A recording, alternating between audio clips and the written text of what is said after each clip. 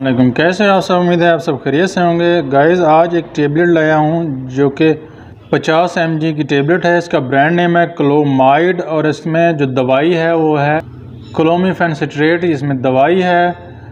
یہ ایک دوا ہے جو خواتین میں بانجھ پن کے علاج کے لیے استعمال کی جاتی ہے، خاص طور پر ان خواتین کے لیے جو بیضہ نہیں بناتی یا ماہواری بے ترتیب ہوتی ہے، ان خواتین کے لیے استعمال کی جاتی ہے۔ مزید استعمال کی بات کی جائے تو بانجھ پن کا علاج اس سے ہوتا ہے۔ بیضہ دانی کو متحرک کرنے کے لیے اس کو استعمال کروایا جاتا ہے۔